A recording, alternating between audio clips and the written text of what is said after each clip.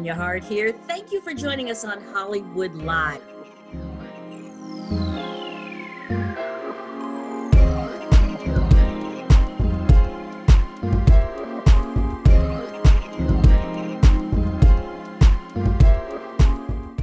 Hey everybody, welcome to Hollywood Live.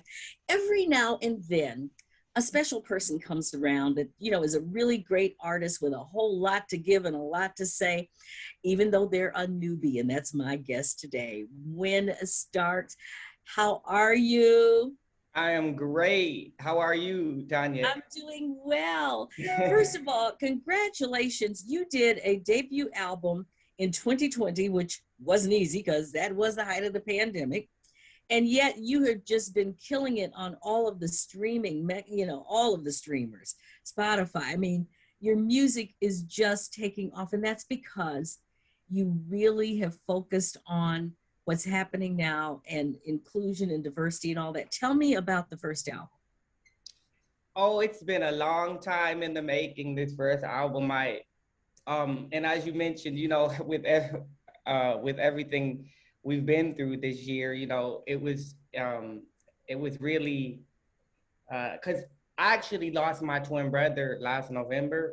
And so I dedicated this album to him, and it was really hard to finish it, but he just believed in my music so much and everything that I'm doing. So I did it for him, and so it was definitely, and even the last song on the album was actually dedicated to him. So it was, the whole process of the album though was just even leading up. It was kind of just a culmination of everything I grew up listening to and all the people who have inspired me, so many Black artists and that have inspired me, and I wanted to kind of pay homage to them. And so that was one way that I was able to do it through this album. It means a lot to me to I am so sure. It's hard enough to lose a sibling because I have, but to lose a twin, I can't even imagine what that must be like.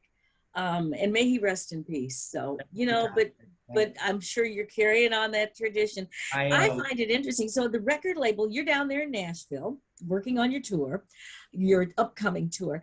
And I find it interesting. So you're on the same label as Tim McGraw and LeAnn Rimes and all these great, what would be considered pop or country type of artists, but yet your music is really not that. It's really kind of retro R&B and pop.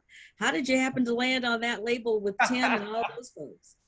So I actually made some really cool connections through a mutual friend of mine who's actually with the label. His name is Andreas Moss. And so I just came here and I was working with a few people that he had introduced me to, and it helped me really find my sound and develop who I am as an artist when I moved here. So they happened to hear one of the songs, and I moved here. I lived in Dallas for 1.5 years, and I kind of went through like a little hiatus there just to figure out the next step of what I wanted to do. And so when I made these connections here in Nashville, it was just the light bulbs went off. I was like, oh, this is where I want to be. I feel like this is where I was supposed to be at the time. So I just, a friend of mine who I met through my mutual friend, Andreas, was like, he's actually become one of my best friends, produced most of the album. His name is Fred Williams. And he was like, hey, I got a place opening up if you're interested in moving down. And I was like,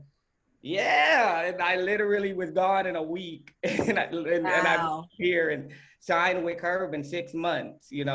So it was the way things worked out was just really cool. And that's kind of how it all started, and now there you go. And I mean, that's important too.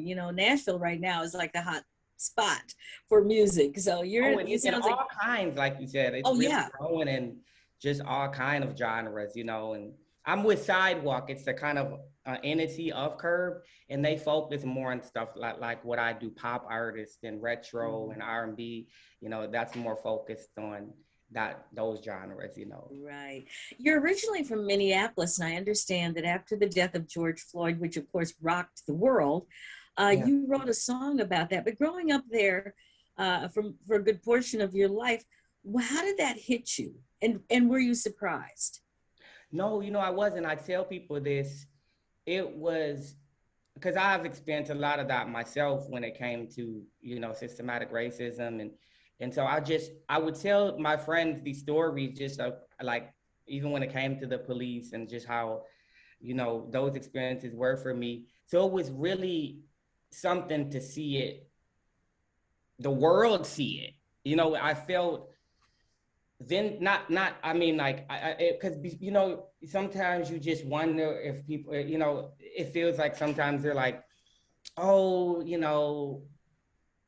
it can just be a tense conversation when it comes to racial issues, but they got to see it with their own eyes, the whole world did, and it was something to, it was devastating, but at the same time, it was like, oh my God, like finally they can see what I've been seeing my whole life, and so, and that there's where it had, there's where the change can start, once it starts getting exposed, and because like I said, a lot of things were just kind of pushed under the rug for so long and not really dealt with, and I felt like we were faced with this, within our faces of something we had to deal with because it was, Yeah. the world saw it, Yeah, you're right. And you wrote about it too.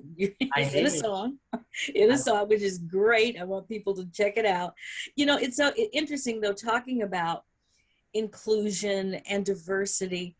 And what does that really mean in today's world? Because on the real side, we've almost reached the point where, talk about minorities. People of color are really no longer the minority in this country. They don't want to come out and exactly say that yet, but we know True. that's true. That is That's so just true. true. Yeah, It's true. it is. And so, what does that conversation look like realistically now in your mind?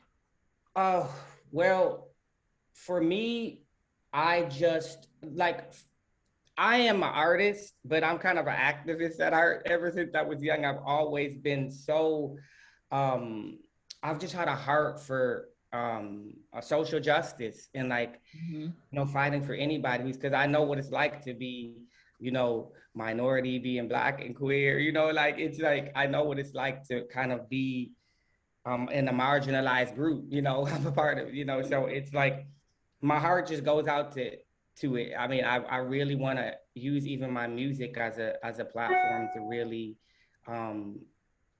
be able to bring awareness to a lot of these issues, so it's not always, especially sometimes living here in Nashville, it's not always easy to discuss these topics, but like in my writing sessions, like I make very clear, like, because those are my safe spaces where I want to feel free to create and free to talk about things that are dear to me. You know what I'm saying? And so, and I think that's why I call this album Black is Golden, to just put a stamp, like, this is me, and a culmination of, like I said, all my life experiences. So I've had times where it was really tense, the conversation, and I've had to correct, some of my friends who I was really close with, and that wasn't always an easy thing to do, but they do appreciate it now. You know what I mean? And that's interesting, yeah. And so I've been able to really grow myself, and also help other people to kind of see from my perspective, and it's also caused them to change in a lot of ways, and even apologize to me for some of the things they've done, Wow. in the past. So good for you though, because Yeah. that's what you need. That's exactly how change happens. Yeah, it does. You're It right. really does. I mean, and you mentioned something else about being queer, and I guess that word is kind of back again. I'm trying to keep up with all. That was a term from a long, long, long time ago, and now it's back again. Yeah. Or being gay or whatever. That's always been hard in the Black community for Yeah, anybody. And it it's, has. even though it's certainly been a part of our community, good Lord, all my life, and that's been, what, 200 years. Yeah.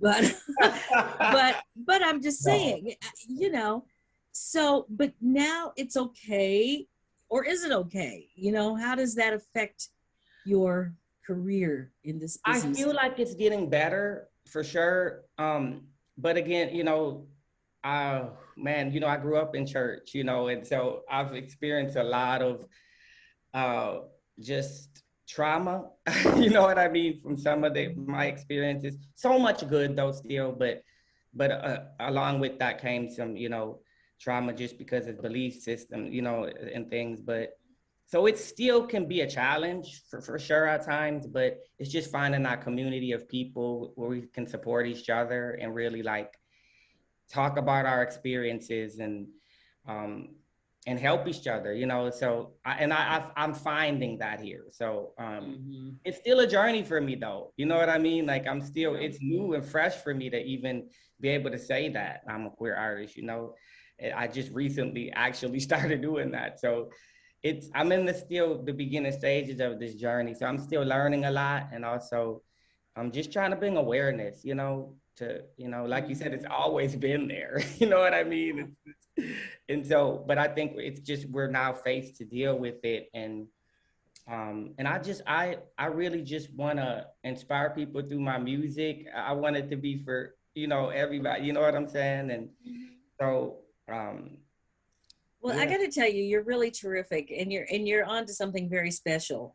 I've listened to most of your stuff, and I want everybody else to do. Where can they find you? Obviously, they can find you at Spotify because you're all over Spotify. Where else can they find you, and how do you purchase and all of that? Yeah, so I'm on Instagram. You can follow me there at Win Starks, at Win Starks. And then also you can go to my website, and that's winstarks.com. That's WYNSTARKS. And I have all the information for I'm actually going on my first tour. I'll be opening for this group called Delta Ray, and that starts on the 8th. My first date is in DC. Wow.